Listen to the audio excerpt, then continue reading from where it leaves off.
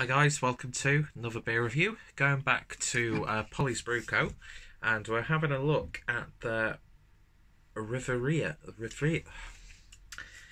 can never fucking pronounce this word. Reverie. Basically, it's a raspberry and vanilla porter. And that's the word that I was trying to say. Probably won't be able to see that because my camera's shocking in this light. But yeah, tell you what though, gorgeous looking artwork on this with the striking logo that Polly's Brew Co have. So yeah, a porter with raspberry and vanilla, clocking in at 6% ABV and in a 440ml can.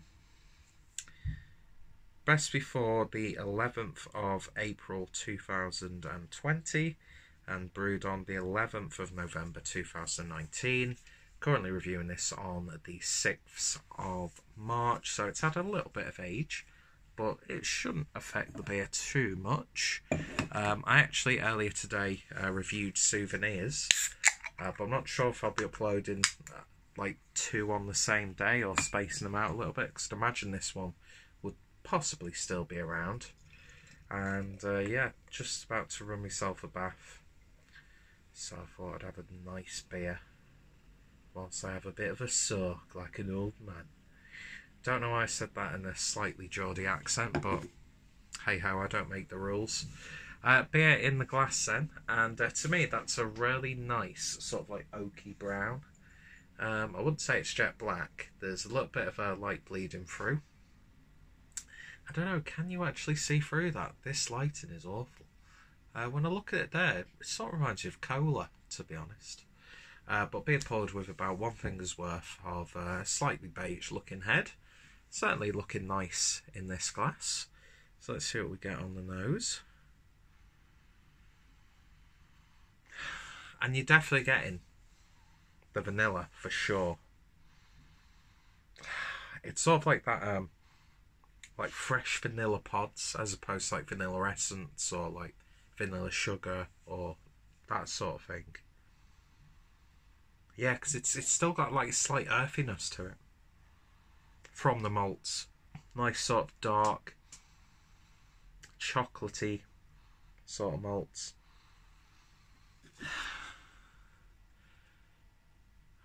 Raspberry. I get like the slightest hint of raspberry and just generic berry. That's like the shit version of Mary Berry. A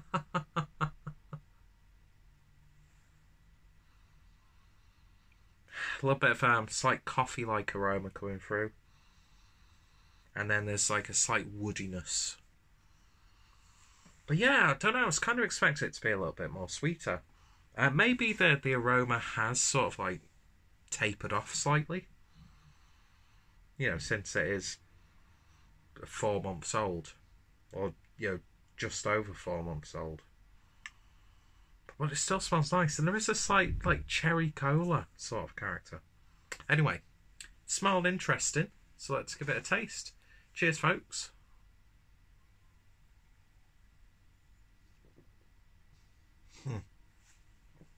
Okay. For the complete lack of raspberry you get on the nose, it more than makes up for on the flavour. Yeah, did I say blackberry? Raspberry.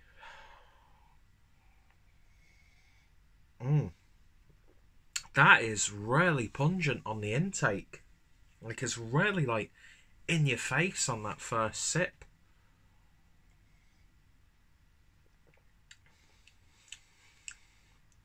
Yeah, look at the beer now. It's like a nice sort of a cola bottle brown.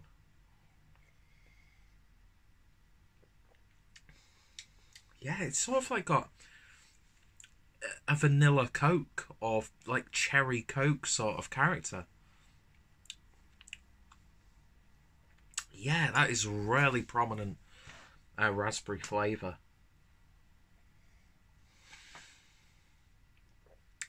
Vanilla comes through.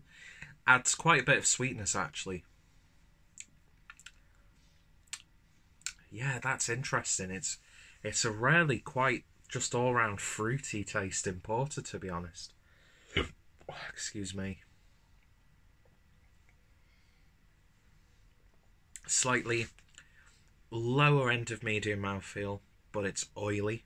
It's really oily, actually. Yeah, this to me is tasting like either cola cubes or cola, like Haribo cola bottles. No, like cheaper versions of cola bottles. You know, that like cheap yet satisfying, you know, 3 bags from your local corner shop for 99p sort of fare, where you get the 3 smaller bags. Or like home brand cola cubes. Or like, do you know what I mean? Like discount store cola cubes, which in themselves are still really nice. But yeah, you're getting like, you do know it's a porter, just from like the maltiness and the sort of like slight woody earthiness coming from the style. But it's actually, I would say, quite a Marmite beer, because people are probably going to think this is either really too sweet. You're probably going to get a little bit surprised from that first burst of raspberry. Do you know what it kind of reminds me of? You know when you get like a 99p ice cream. Say, I haven't been to an ice cream van for years, and I know they've like changed the price on like, but they still call it like a 99p. I don't know. It's weird. That's not like my shit attempt at observational comedy, by the way. But it reminds me of being on the playground at high school in the earlier years when the ice cream van used to park there, which, God, you couldn't do that nowadays. And you could get your cheaper ice cream and then have it covered in sherbet. And this is what it's reminding me of. And for a spell, the ice cream man would actually just give you a cone and just fill the whole cone full of sherbet. And kids would go absolutely ape shit over it. I remember one kid called Thomas Lyons. He actually sniffed a line of sherbet and it caused his nose to bleed. So like the school had to stop, like they outlawed the ice cream van from giving kids just like a pure cone of sherbet.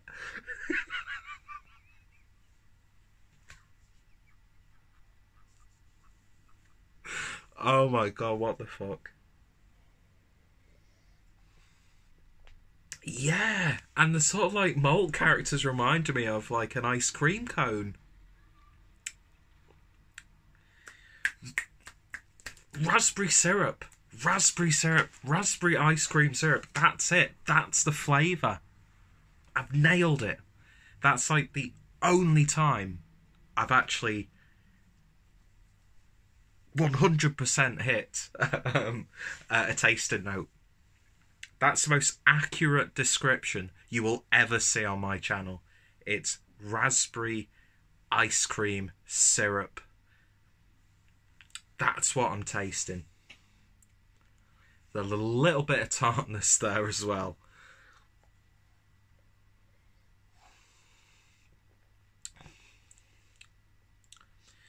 Not gonna lie though, it's not 100% my thing. I don't really tend to gravitate. But mind you, you never know until you try it, do you know what I mean? Let's just say I wouldn't rush out to get another can of this. And it's not a bad beer, it's a really tasty beer. But it's just actually just a little bit too sweet. It's sweet in the wrong way for me. That's all I'm going to say. As I said, people are going to try this and probably think, what the fuck is that? And some people are going to try this and think this is like, you know, a porn in a glass. But yeah, it's an interesting beer.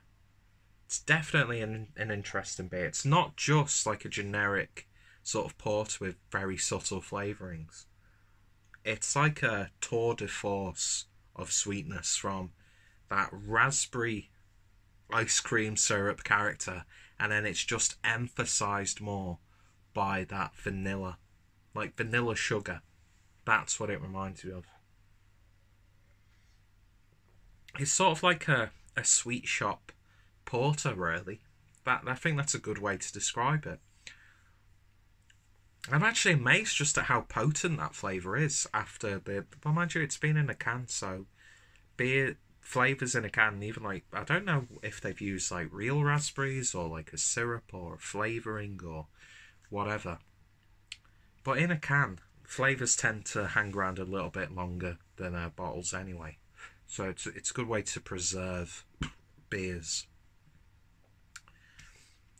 But yeah, it's just not 100% my thing. And I'm going to give it a 6.5 out of 10, which might seem a little bit unfair. But if I was to give it a 7 out of 10, that's my threshold for, yes, I would try this again. But for me, this is just one of those perfect examples of, it's okay, but it's not my thing. It's clearly not for me.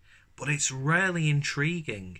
It's one of the really, I don't know if they intended it to be like this, but it's really quite like one of the most surprising and intriguing beers that I've had in quite a while, to be honest.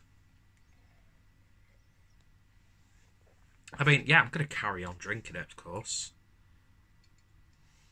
But yeah, I feel like I'm going to get like a sugar high or something like that. I'll have to ground myself like a coffee imperial stout, you know, counteract that sugar high with caffeine. Well done, Pia. Although I don't really get the effects of caffeine. It doesn't like wake me up. I think it like just affects my body weirdly. If I have too much, then I start to feel like I'm tripping or something like that. It's like when I smoke too many menthol cigarettes in one sitting. It's kind of gets me high. What is this video? Really, what is this video? What the fuck am I talking about? In terms of rating, yeah, 6.5 out of 10. Intriguing beer, that's what I'm going to say. Intriguing with a capital I. In fact, the rest of the word is capitalised. And then there's an exclamation mark. In fact, I think for this review, I've been like looking away from the camera for most of this review. But yeah, anyway. You might love it, you might hate it, but then again, you could say that about any beer, can't you? But yeah, pick this up from Northern Beer Temple, and yeah, I'm actually quite intrigued that I got to try this, and it's one of the rare occasions that you actually get to see old Mishbalas here having a bit of a laugh on camera. Huh. But yeah, how obscene with our children, really. Unbelievable. Unbelievable. The story, the things I remember from high school. Just really stupid, dumb, but really entertaining things. Anyway. The name of the beer, I can't pronounce. And yeah, look at that. There's no way you're going to read that. It's all distorted and blocky, and I need a good setup for my videos. But anyway, beautiful looking can. Interesting beer. Go check out Polly's Brew Co. if you haven't done so already. I'll put all their links down below. That's what I've just said. And yeah, if you tried this or any of their other beers, then let me know your thoughts, opinions down below as well. Anyway, I'm off to go top up my bath water because it's probably gone cold because of, you know, talking absolute nonsense in these beer reviews. But yeah, interesting stuff. I feel like a kid again. So, you know, brownie points for the beer in that regard. Anyway, cheers for watching, guys. And yeah, you all take care. And look out for a lot more Polly's Brew Co beers on the channel, because I am really lacking with this brewery. And yeah, so look out for more reviews. See you guys later, and you all take care. Cheers.